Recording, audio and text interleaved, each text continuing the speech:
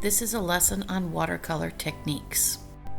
You will need watercolors, brush, water, tissues, rubbing alcohol, salt, and an 11 by 15 inch watercolor paper.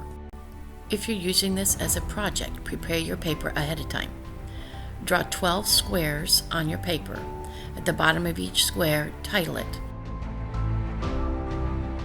This first technique is called dry wash, which means you're going to be using a wet brush on dry paper, and you're going to completely fill the whole area in.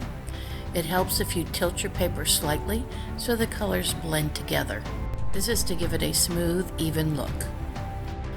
The second technique is called wet wash. You're going to take your paintbrush and you're going to completely wet the area of the paper you're going to be painting. Then you're going to take a little bit of paint and put it on there, and it's going to kind of just fuzz out, blend out, and make it nice, smooth, and even and light. On this one also, if you tilt it slightly, it's going to help it blend together.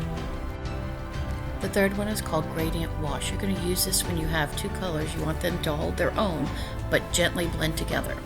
You could wet your paper first. It's not a requirement to wet your paper.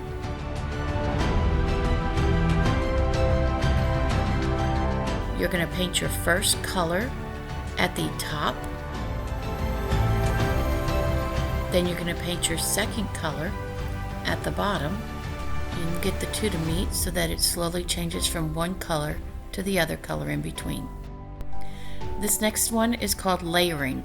It's where you're putting one color on top of the other color and letting it hold its own. You're going to start by putting your first color on, and then you have to completely let it dry. After it's completely dried, you can go ahead and put your second color on top. The fifth technique is called dry brush. You might use this to create texture on your picture. You want to have your brush dry and your paper dry, and you're going to dry your brush off a little bit after you put the paint on it. You probably do not want to go over the same spot more than once. The next one you might use when you're doing clouds is called leave white. You're going to outline the object and then add water immediately next to it and blend it out. Do not let the paint dry before you add that water. The seventh technique is called lift color. Your paint must be wet when you're lifting that color, so you're going to do this immediately. You take your paint, put it on there, keep it nice and wet, take a tissue and dab the color off, or dry your brush and pull the color off with your brush.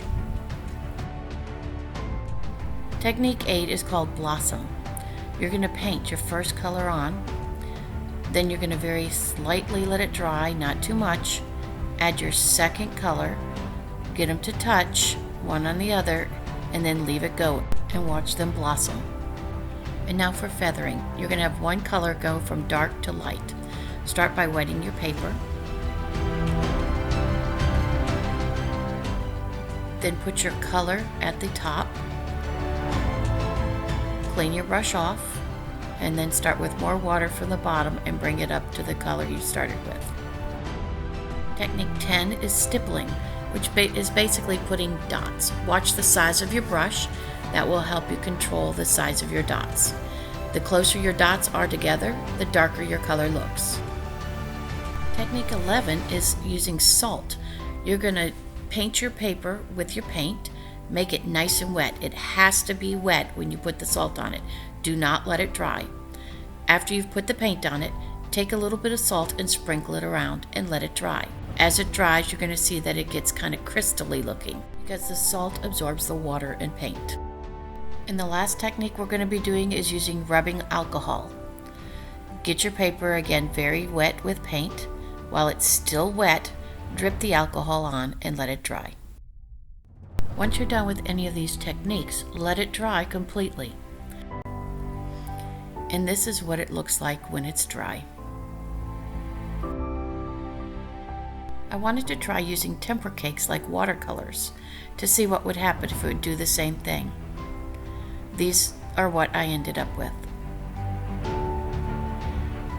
This screen will show you the watercolors and the tempera cakes side by side, so you can see some of the techniques worked and some of them did not with the tempera cakes.